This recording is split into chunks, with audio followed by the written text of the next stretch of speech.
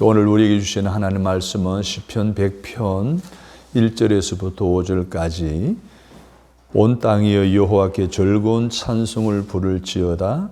기쁨으로 여호와를 섬기며 노래하면서 그의 앞에 나아갈지어다. 여호와가 우리 하나님이신 줄 너희는 알지어다. 그는 우리를 지으시니요 우리는 그의 것이니 그의 백성이요 그의 기르시는 양이로다. 감사함으로 그의 문에 들어가며 찬송함으로 그의 궁정에 들어가서 그에게 감사하며 그의 이름을 송축할지어다. 여호와는 선하시니 그의 인자하심이 영원하고 그의 성실하심이 대대에 이르리로다. 아멘. 인간이 가져야 할 가장 기본제는 도리라는 제목으로 말씀을 드리려고 합니다. 오늘은 추수감사절 감사 예배를 이 시간에 우리가 함께 드리고 있습니다. 이름처럼 특별한 감사를 드리는 시간입니다. 세계사적으로 보더라도 전쟁이 있었지만 그래도 큰 탈 없이 지내고 있습니다. 경제적으로 어렵다 하더라도 지금 그래도 살아가는데 큰 문제 없이 살고 있습니다. 이 모든 것이 하나님의 은혜임에 분명합니다. 국내적으로 보더라도 끊임없이 미사일을 쏘아대는 북한. 우리나라 비교해보면 많은 위협이 있지만 경제적인 비교를 통해서 보면 아직도 북한에 비해서 우리는 넉넉하고 풍성한 삶을 살아가고 있습니다. 이 모든 것이 하나님의 은혜라고 저는 확신합니다. 아멘. 그런데 대부분의 사람들이 그 하나님의 은혜로 살아감에도 불구하고 하나님의 은혜를 잊어버리거나 무시하는 경향성을 보이면서 그들의 마음과 생각과 언어에 감사를 찾아볼 수 없을 정도의 삶을 살아가고 있습니다. 한번 생각해 보세요. 여러분의 언어에, 여러분의 생각과 여러분의 마음속에 감사라는 단어가 얼마나 채워져 있습니까? 근데 세상 사람들은 그렇지 않아요. 그런데 그리스도인들 가운데 하나님의 은혜로 산다라고 고백합니다. 하나님의 은혜 없이는 살 수 없다라고도 고백하는 그리스도인들의 삶에도 생각이나 마음이나 언어에 감사를 찾아보기가 힘이 듭니다. 세상도 교회도 많은 사람들이 이렇게 하나님의 은혜로 살아감에도 불구하고 감사의 언어를 잃어버리고 감사의 생각을 잊어버리고 감사의 마음을 상실한 채 살아가고 있습니다. 이러한 사회를 풍자한 재미있는 유머가 있습니다. 어느 한 가정에 간만에 손님이 찾아왔어요. 손에는 선물 꾸러미를 들고 그 손님을 엄마와 아들이 현관에서 맞이합니다. 간만에 본 그 손님이 아이를 보고 많이 컸구나 하면서 선물을 주면서 먹으라 했어요. 그런데 선물을 받고는 물끄러미 쳐다보고면은 아들을 향해서 어머니가 어른이 선물을 주실 때는 뭐라고 말해야 된다고 엄마가 알려주었지? 그런데 그랬으면 얼마나 좋을까? 그런데 이 아이가 이런 걸 다 했다는 거예요. 요즘 아이들의 그런 재미있는 이야기 속에서도 오늘날의 많은 사람들이 감사의 언어를 잃어버렸구나. 감사의 마음, 감사의 정신, 감사의 자세를 상실해버렸구나 라고 생각해 볼 수가 있는데 오늘 이 시간 저와 여러분의 삶도 이 감사와 어느 정도의 밀접한 관계에 있는지 한번 말씀을 통해 주시는 교훈으로 한번 돌아보시고 다시 한번 감사를 회복하는 저와 여러분이 되었으면 좋겠습니다. 아멘. 오늘 읽은 본문의 말씀은 감사의 시가 여러 개 나오는데 그중에 대표적인 감사의 시입니다. 성전에 올라가면서 불렀던 찬송의 가사가 오늘 본문의 내용이에요. 1절에서 3절의 말씀을 보게 되면 기쁨과 감사의 고백을 하고 있거든요. 온 땅이여 여호와께 즐거운 찬송을 부를지어다. 여호와가 우리 하나님의 심줄을 너희는 알지어다. 그는 우리를 지으시니요 우리는 그의 것이니 그의 백성이요 그의 기르시는 양이로다. 정감이 넘치는 내용이 아닙니까? 이 내용의 말씀은 하나님이 나의 주인이심을 알고 살아가라 하는 메시지가 담겨 있어요. 나는 하나님의 것이에요. 나는 하나님의 소유예요. 나는 그의 백성이에요. 나는 하나님의 양이에요. 이게 얼마나 뿌듯합니까? 나를 책임지시는 하나님이라고 하는 사실을 오늘 이 가사를 통해 접할 때에 얼마나 마음이 뿌듯합니까? 뿐만 아닙니다. 4절 5절을 보게 되면 감사함으로 찬송함으로 그의 궁정에 들어가서 하나님의 이름을 부르라. 하나님은요 우리 인간이 자발적으로 하나님께 감사하고 찬양하기를 원하십니다. 여러분 궁정은 뭡니까? 성전을 말하는 거예요. 궁정에 들어간다는 말은 성전에 들어가서 하나님께 감사함으로 찬양함으로 영광 올려드린다는 거예요. 그것은 바로 감사하는 곳에 하나님의 은혜가 임하고 찬양하는 곳에 하나님의 복이 임하기 때문에 궁정에 들어가서 감사하고 찬양하며 예배를 드리라고 오늘 시편 기자는 우리에게 권면해 주고 있습니다. 여러분, 하나님 우리 인생에 복을 주시기를 원하십니다. 성경을 보게 되면 하나님 우리에게 복을 주시기를 원하셔서 안달이 나 있을 정도로 그만큼 원하시는 것이 우리가 복 받기를 원하는 거예요. 그런데 하나님의 복과 은혜가 아무 곳에나 임합니까? 조건이 있다고 한다면 감사와 찬양이 있는 곳에. 할렐루야. 아멘. 오늘 우리 받은 은혜에 하나님께 감사하고 찬양하는 그곳에, 찬양하는 그 예배 자리에, 찬양하는 가정과 찬양하는 삶의 자리에 하나님의 복이 임하시는 줄로 믿습니다. 아멘. 왜? 그 감사하는 곳에 하나님의 은혜가 임하고 찬양하는 곳에 바로 하나님의 복이 임하기 때문에 그렇습니다.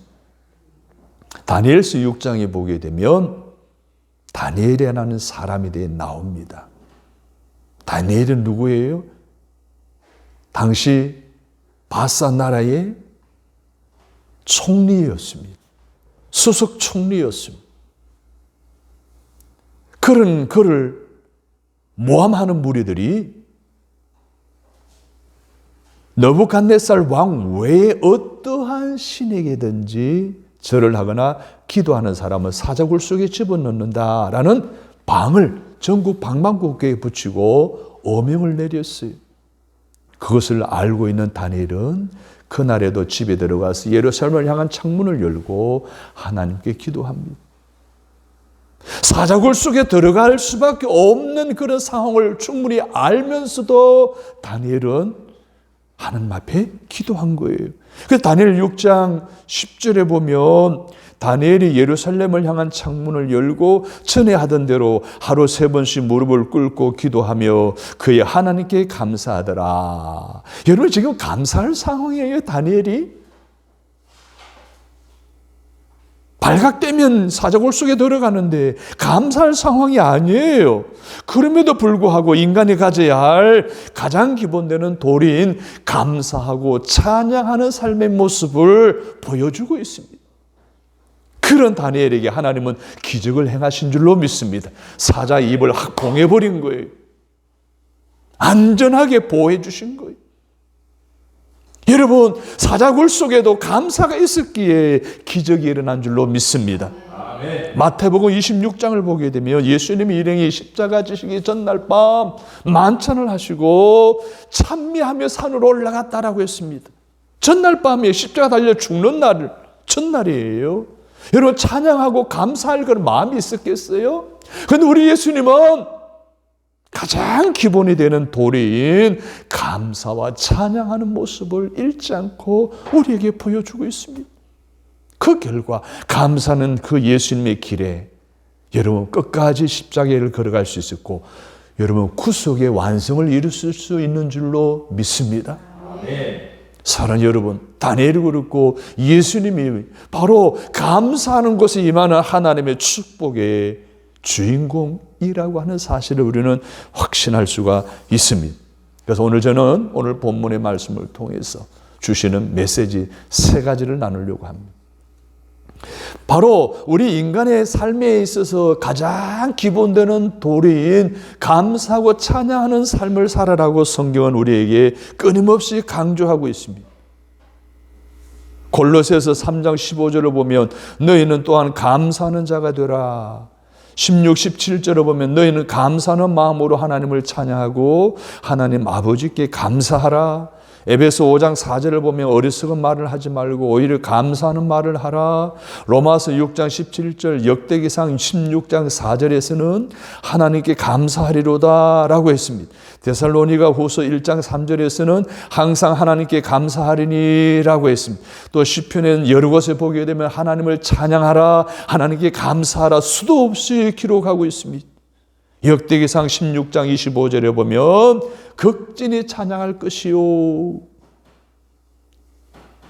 자, 이렇게 제가 말씀을 읽어드린 이 성경 구절 외에 감사하라는 것이 300번 반복되고요, 찬양하라는 것이 300번 반복되어져 성경에 나오고 있어요. 다시 말해 성경에 이렇게 여러 번 찬양하고 감사하라고 하신 말씀은 오늘 하나님을 믿는 백성들의 삶의 가장 기본적인 도리가 뭐라고요? 감사라는 거예요. 찬양이라는 거예요. 이것을 다니엘은 지켰기에 기적의 주인공이 됐고 예수님은 그것을 지켰기에 그의 구속의 사업을 마무리할 수가 있었던 것입니다. 이 감사하는 마음, 정신, 언어, 자세는 인간이 가져야 할 가장 기본되는 도리라는 사실을 다시 한 번 더 여러분의 마음속에 새길 수 있기를 바랍니다. 그런데 유감스럽게도 오늘 이 감사의 정신, 마음, 자세, 언어가 잊어버린 그런 시대에 우리는 살아가고 있어요. 그러니까 기본 질서마저 사라져버린 거예요. 여러분, 이 세상에서 가장 기본되는 질서가 바로, 정신이 바로 감사하는 거예요. 부모에게 감사하고 하나님께 감사하는 거예요. 하나님께 감사한 사람 부모에게 감사하고요, 이웃에게 감사하고요, 스승에게 감사하고요, 사회에 대해서도 감사할 수가 있어요. 그런데 감사를 모르는 사람들이 많지 않습니까? 모든 정신이 기본 정신이라고 말하는데도 불구하고 오늘날에 많은 사람들이 감사함이 사라진 그런 가운데, 상실한 가운데 살아가고 있습니다. 그러니까 그 부작용으로 어떤 일이 일어납니까? 부모를 버립니다. 스승이 학생들로부터 여러 가지 많은 피해를 입습니다. 요즘 여러 가지 가정에 일어나는 많은 비극적인 이야기가 감사를 잃어버리기 때문에 인간의 가장 기본되는 도리이자 정신인 이 감사를 잊어버렸기 때문에, 상실해버렸기 때문에 사회적인 문제, 가정적인 문제, 학교에서 여러 가지 많은 사건, 사고가 일어날 수밖에 없다는 거예요. 그러므로 우리 그리스도인들은 다음 세대들에게 감사하는 법을 가르쳐야 할 줄로 믿습니다. 아멘. 우리의 자녀 손들에게 감사하라고 가르쳐야 합니다. 아멘. 감사할 줄 아는 아이로 가르쳐야 되는 거예요. 제가 아는 감리교 목사님은 이런 말을 해요. 인사만 잘해도 먹고 산다라고 끊임없이 교회에서 강조하시는 분이 있어요. 사랑하는 여러분, 우리가 감사만 잘해도요, 사람들로부터 인정받습니다. 사랑을 받습니다. 시험을 받을 수가 있습니다. 사람 사이의 관계가 좋아집니다. 감사만 잘해도 부모의 사랑을 독차지합니다. 선생님의 사랑을 독차지합니다. 직장에서도 상사로부터 사랑을 받고 또 신뢰를 갖게 되어지는 것입니다. 그런데 오늘 이 세상에는 그 감사를 잃어버림으로 말미암은 부작용이 너무나 많이 일어납니다. 가정에 일어나는 여러 가지 많은 문제들이 다 이 감사를 잃어버렸기 때문에 일어나는 일들입니다. 끊임없이 감사라고 성경은 강조하고 있는 이유가 바로 그것입니다. 많은 사람들이 부모를 떠나보낸 다음에 후회하는 경우들이 참 많잖아요. 부모에게 효도 못하고 부모에게 감사하지 못하고. 또 많은 그리스도인들 가운데 그렇게 끊임없이 하나님이 감사라고 하셨음에도 불구하고 감사하지 않으므로 하늘나라 가서 얼마나 부끄럽게 살아갈 사람들이 많겠습니까? 이 땅의 삶뿐만 아니에요. 이 땅에 어떻게 감사하며 살았냐에 따라서 하늘나라 가서도 떳떳하게 살 수 있고 부끄럽게 살 수 있다라고 하는 것을 우리는 기억하고 이 땅에서 가정에서 사회 속에서 삶 속에서 믿음의 생활 속에서 끊임없이 하나님과 부모와 이웃들에게 사회에 대해 감사할 줄 아는 저와 여러분이 되시기를 주님의 이름으로 축원합니다. 아멘. 이 감사를 잃어버린 가정에 부작용이 있습니다. 골프장에 갔는데 앞팀이 골프를 치는데 너무 진지하게 치는 거예요. 돈 내기는 아닌 것 같은데. 그래서 잠시 쉬는 곳에서 물어봤어요. 내가 보아하니 돈 내기는 아닌 것 같은데 뭐 때문에 그렇게 진지하게 골프를 치느냐고 물었더니 그 중에 한 사람이 이런 대답을 했어요. 여기 우리 골프 치는 사람은 다 형제인데 이 골프 게임에서 지는 사람이 부모님을 모시기로 약속했다는 거예요. 사랑하는 여러분, 감사를 잃어버린 삶의 부작용이 바로 이렇습니다. 그래서 성경은 감사하라고 이곳저곳에서 명령형으로 강조하고 있어요. 인간의 가장 기본되는 도리이자 정신이자 자세, 이게 바로 감사입니다. 아무리 강조해도 지나치지 않는, 사랑하는 여러분, 감사를 삶의 질서로 또 정신으로 도리로 삼고 살아가시는 저와 여러분 되시기를 주님의 이름으로 축복합니다. 아멘. 두 번째로 우리가 가장 기본되는 정신과 도리인 감사하고 찬양하는 삶을 살게 되면 우리 몸에서 강한 긍정의 호르몬이 분비되어집니다. 여러분, 하나님이나 부모나 이웃이나 사회와 나라에 대해 감사하는 마음이나 생각이나 언어에서는 긍정적인 강한 호르몬이 분비되어집니다. 그런데 이 긍정의 호르몬은 오늘 우리의 삶에 소망을 줍니다. 삶을 일신시켜 줍니다. 우리의 삶의 어둠을 떠나가게 합니다. 근심, 걱정, 염려를 떠나가게 만듭니다. 그래서 성경은 감사하고 항상 기뻐하고 웃으라고 강조하고 있습니다. 여러분, 웃음과 기쁨은 감사에 대한 외적인 표현입니다. 그래서 에베소서 5장 18절에 보면 성령으로 충만함을 입어 마음으로 주께 노래하며 찬송하며 하나님 아버지께 감사하라. 4절에서 보게 되면 어리석은 말을 하지 말고 오히려 감사하는 말을 하라. 오늘 본문에서는 찬송하며 궁정에 들어가서 하나님께 감사하고 그의 이름을 부르라. 왜 하나님께서는 성경에서는 계속해서 감사하고 찬양하라고 강조했을까요? 감사하고 찬양하면 오늘 우리 인생이 다시 살아나게 되고요. 육체의 질병이 떠나가게 되고요. 기쁨을 얻게 되고요. 삶을 향상시켜주는 긍정적인 강한 호르몬이 분비되어지기 때문에 끊임없이 하나님 우리에게 감사하라고 찬양하라고 강조하고 있는 거예요. 아멘. 여러분, 그런 거 들어보셨습니까? 우리 몸에는 엔솔핀이라는 호르몬이 막 분비되어지는데 이 호르몬은 언제 나오는가 하면 웃을 때 나온다 그러잖아요. 그럼 이 호르몬은 몸속에 있는 암세포를 잡아먹는데요. 그래서 잘 웃는 사람들은 암이 걸린다 안 걸린다? 안 걸린다라고 할 수 있습니다. 물론 100% 다 그런 것은 아니지만. 그런데 감사하게 되면 우리 몸에 호르몬이 분비되어지는데 다이돌핀이라고 하는 호르몬이 분비가 되어진대요. 이 다이돌핀은 암세포를 잡아먹는 엔솔핀보다도 1000배나 강하대요. 어마어마하죠.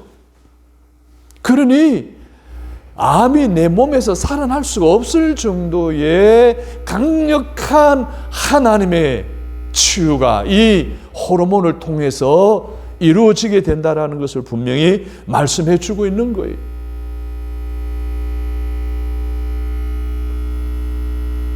사랑하는 여러분, 오늘도 믿음 안에 살아가는 저와 여러분의 삶 속에 이 감사를 잃어버림으로 말미암는 부작용이 아니라 감사하는 삶을 통해서 내 몸에 강한 긍정의 바이러스를 계속해서 배출시켜 내가 건강해지고 내 모든 삶이 새롭게 일신되어지고 어둠이 떠나가고 염려가 떠나가고 근심이 떠나가는 강력한 하나님의 축복의 주인공으로 살아가는 저와 여러분이 다 되시기를 주님의 이름으로 축원합니다. 아멘. 여러분, 말 한마디가 천냥빛을 갚는다라고 하는 옛날 속담이 있잖아요. 말이 그만큼 중요하다는 거예요. 성경에도 보면은 이 감사의 말 한마디가 엄청난 긍정적인 효과를 가져온다는 사실을 기록하고 있습니다. 복음서에 보게 되면 왕에게 신하가 빚을 졌어요. 빚을 못 갚자 막 그냥 어떻게 돼요? 빨리 빚을 갚아라 독촉이 왔어요. 그래서 도저히 못 갚자 왕이 신하의 빚을 뭐해요? 탕감해줘요. 근데 얼마나 기뻐하겠어요, 이 신하가. 이 성문을 나오면서 성문으로 들어가는 자기에게 빚진 자, 조금 빚진 자를 만나요. 딱 만나더니 멱살을 잡고 빨리 빚 갚아. 빨리 저 당장 갚아. 그래서 그 사람을 뭐예요? 옥에 가둬버렸어요. 이게 소문이 나서 왕에게 알려지게 된 거예요. 다시 왕을 탕감해서 그 신하를 부릅니다. 혼을 내줍니다. 왜 이런 일이 나옵니까? 내 마음속에 감사의 마음과 정신과 언어가 없기 때문에 그러는 거예요. 감사를 제대로 이해하지 못하는 사람은 자기를 망하게 하는 부정의 강한 호르몬에 감염되기 쉽다는 것을 알아야 됩니다. 그래서 감사가 없는 곳에는 불평이 닥쳐옵니다. 원망이 밀려옵니다. 또 짜증이 굴러옵니다. 불화를 일으키는 그러한 부정의 강한 바이러스가 호르몬이 강하게 작용하는 거예요. 그래서 불평하는 곳에는 밝음이나 미소나 전진이 있을 수가 없는 거예요. 그래서 성경에서 말하기를 은혜를 받은 사람이 은혜를 입는다라고 했습니다. 사랑하는 여러분, 감사함을 통해서 긍정의 강한 호르몬의 영향을 받아 여러분의 삶의 환경이, 여러분의 육신이, 여러분의 생각과 모든 계획들이 완전히 새로워지는 하나님의 축복의 주인공으로 살아가는 저와 여러분이 되시기를 주님의 이름으로 축복합니다. 아멘. 지구상에서 그래도 가장 감사를 잘하는 민족을 든다면 우리는 미국 사람을 들 수 있을 거예요. 미국 사람의 일상의 언어, 삶의 언어에 몸에 배어 있는 언어가 바로 땡큐입니다. 미국 사람들과 만나서 이렇게 대화하는 모습을 보세요. 그냥 땡큐예요. 우리가 가다가 우리가 하이라고 인사하면 그들도 하이합니다. 우리가 조금 도와주면 바로 땡큐라고 합니다. 이게 미국의 삶, 미국의 언어, 미국의 정신과 마음이 그 자세, 정서예요. 여러분, 미국이라는 나라가 얼마나 복을 받은 나라입니까? 땅도 넓죠. 땅도 비옥하죠. 거기에 비하면 중국의 땅이 넓어도요, 거의 사막, 서쪽으로는 거의 농사를 지을 수 없습니다. 동북 삼성 아니면 농사가 되지 않는 것이 바로 중국이에요. 그런데 미국은 사막에만 해도 사막에서 뭐가 나와요? 석유가 펑펑 솟아 나와요. 왜 미국의 조상들을 하나님의 그 미지의 땅으로 이끄셨을까요? 그들은 하나님께 감사하고 찬양하는 그런 조상들이었기 때문이지 않을까 하는 그런 생각을 갖게 됩니다. 사랑하는 여러분, 우리가 미국 사람들 자세히 보십시오. 참 대단한 역사를 이루는 사람이잖아요. 1929년에 미국은 뉴욕에다가 102층짜리 빌딩을 건축합니다. 몇 층짜리? 몇 년도에? 1929년이에요. 일제시대에, 그죠? 노예 생활할 때란 말이에요. 그런데 102층이에요. 왜 102층이었을까요? 100층도 아니고 103층도 아니고 110층도 아니고. 그게 의미가 있어요. 그 건축물에 어떤 정신이 깃들어져 있어요. 1620년 12월 29일 날 청교도들이 플라이머스 호를 타고 117일간의 장장의 긴 항해 끝에 미국 항에 도착합니다. 그때 탄 사람들이 몇 명? 102명이에요. 그래서 청교도 자기들의 조상들의 정신을 기리기 위한 샘플로 뉴욕의 102층짜리 엠파이어 스테이트 빌딩을 세운 거예요. 그 미국의 청교도 정신이 바로 거기서 깃들어져 있는 거예요. 자기들은 하나님께 감사하는 백성이라는 거예요. 그래서 117일 동안의 항해 끝에 이제 몸의 해안에 도착했을 때 모래를 집어 던지면서 환호하면서 바로 무릎 꿇고 하나님께 감사를 했다는 거예요.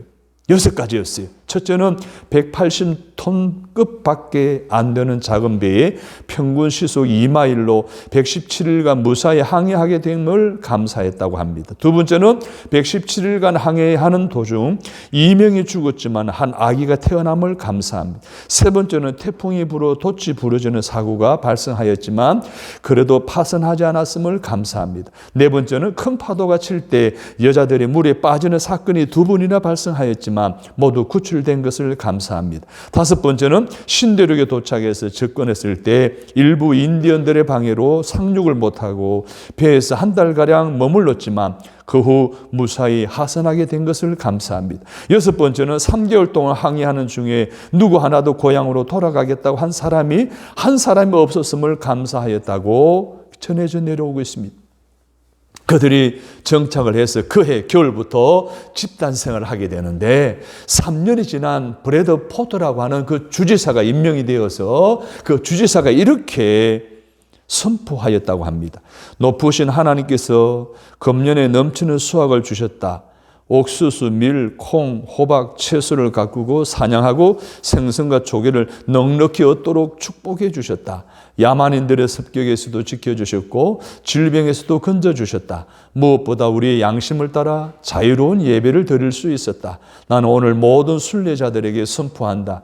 주후 1623년 11월 29일 목요일 오전 9시부터 12시까지 어른과 아이들은 전원 모여 이 모든 복을 주신 하나님께 감사의 예배를 드리자.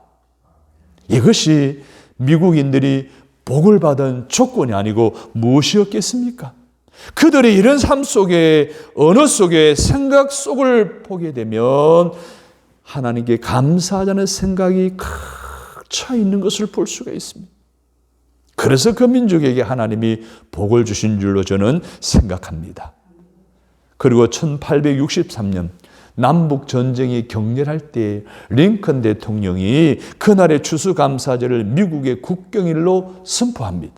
그러면서 이렇게 말했습니다. 모든 미국인은 이날 하나님 아버지의 선하신 은혜를 알고 감사하자. 할렐루야. 추수감사절엔 선하신 하나님의 은혜를 알고 감사하는 날인 줄로 믿습니다. 그래서 오늘 우리 한국교회에서 드리는 추수감사절 예배가 미국 추수감사절에서 유래되어 온 거예요. 성경적으로 보면 수장절과 같은 의미의 절기라고 우리가 이렇게 생각해 볼 수가 있습니다. 사랑하는 여러분, 해마다 추수감사절이 되면 미국 대통령은 메시지를 선포합니다. 미국 교회에서는 목요일 날, 선포한 이 국경일인 목요일 날 추수감사 예배를 드립니다. 그래서 미국식 예배를 드리는 사람은 우리나라에서도 목요일 날 추수감사 예배를 드립니다. 자, 여하튼 미국 사람들의 이렇게 정신이 하나님 감사하는 생각으로 꽉 차 있어요. 언어도 땡큐라고 하는 일상 언어 속에서 하나님께 감사한다는 마음이 담겨져 있는 것을 보게 되는 거예요. 그런데 생각과 환경과 처지를 보게 되면 해석하는 기준이 다르고 다 판단하는 방법이 다르다는 것을 보게 되는데 불행한 것이 뭡니까? 이렇게 하나님의 은혜를 받고 살기 좋은 미국이지만 여전히 사람들은요 불만에 가득 찼다는 거예요. 100년 전에만 하더라도 16가지의 바람이 있었는데 지금은 92가지의 바람이 있다는 거예요. 얼마나 욕심이 많은 거예요. 그만큼 감사를 잃어버리고 있다는 거죠. 감사를 모르고 있다는 거죠. 그래서 바네트 깁슨이라는 사람은 제발 부탁하노니 너희는 감사하는 방법부터 배워라 라고 이야기할 정도로 오늘 이 시대가 감사를 잃어버린 시대에 살아가고 있습니다. 사랑하는 여러분, 개인이든 가정이든 직장이든 사회든 국가든 감사하게 되면 내 몸에서 건강한 호르몬이 넘치게 되고 내 삶이 잘 되어지고 형통해지고 일신되어지고 새로워지고 나라가 복을 받는다는 이 사실을 기억하시고 날마다 감사하며 찬양하는 저와 여러분의 삶이 되어지기를 주님의 이름으로 축복합니다. 아멘. 세 번째 주는 메시지는 우리가 가장 기본되는 도리인 감사와 찬양하는 삶을 살게 되면 우리의 신앙 인격이 성숙해지게 되어집니다. 여러분, 사람이 인격적인 문제 때문에 여러 가지 막히는 것이 굉장히 많습니다. 사람과의 관계에 있어서도 이 인격의 문제 때문에 단절되는 경우들이 많습니다. 우리 그리스도인들은 인격이 있어서 성숙해져야 됩니다. 그리스도인의 인격, 이것으로 성숙해져야 되는 거예요. 그런데 성경에 보게 되면 성숙한 사람들은 감사를 할 줄 압니다. 근데 감사를 모르는 사람은 성숙에 대해서 잘 성숙하다라고 말할 수가 없습니다. 예를 들면 이런 거예요. 우리가 밥을 먹을 때에 그냥 감사하지 않고 먹는 사람이 있어요. 예수 믿는 사람들뿐만 아니라 예수 믿지 않는 사람들도요, 식탁을 대할 때 감사합니다 하고 먹습니다. 그래서 그냥 아무 감사하지 않고 표현하고 그냥 막 허허 먹는 사람들은요, 마치 짐승 같고 야만인 같아 보일 때가 있어요. 근데 그래서는 아니 된다는 거죠. 감사하는 마음과 자세와 정신은 성숙함의 표시입니다. 그래서 감사하는 사람은 성숙한 신앙 인격의 삶을 이루어 주는 겁니다. 예를 들면 손양원 목사님이라는 분을 여러분 잘 알 거예요. 사랑의 원자탄이라고도 이렇게 이름이 나 있죠.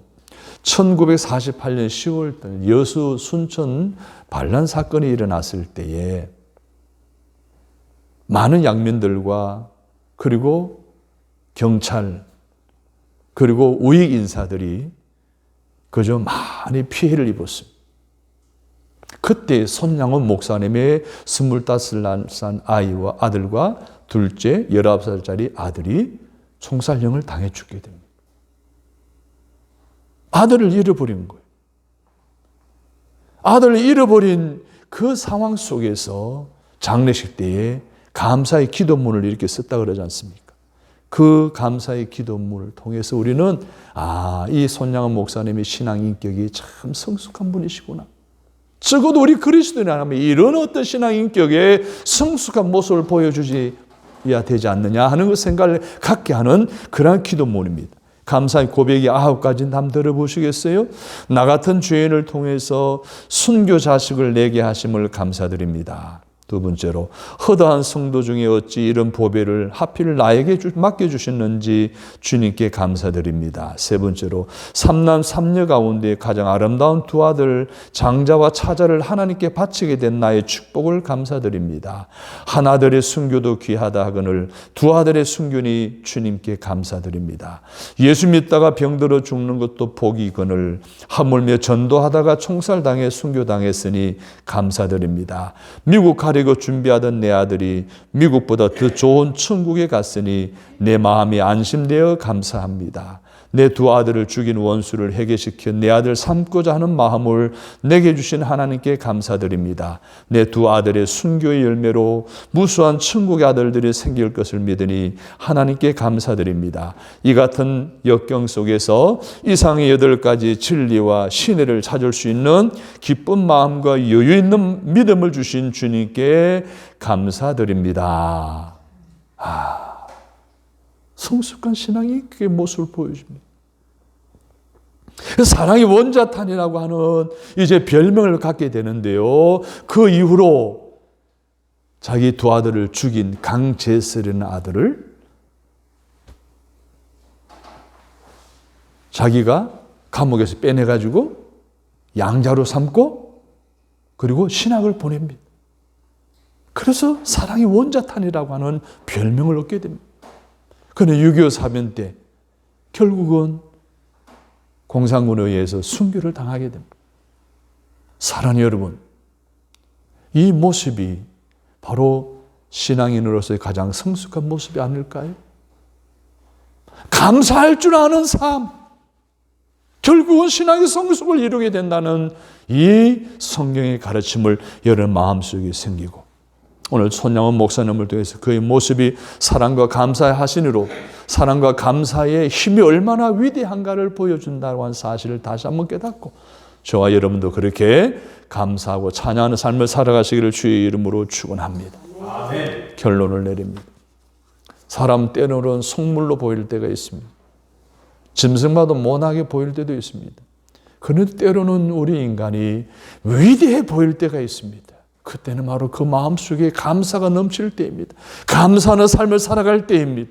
사랑하는 성도 여러분, 그 마음에 하나님 함께 계시고 또 그 속에 감사하는 마음을 가지고 살아갈 때 오늘 우리 또한 손양원 목사님 같이 위대한 인물, 성숙한 신앙 인격을 가진 자로 성장해 갈 수가 있는 것입니다.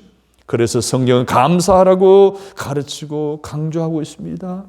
이 감사는 모든 것의 기초 정신이고 강한 긍정의 호르몬을 배출시키는 정신인 것입니다.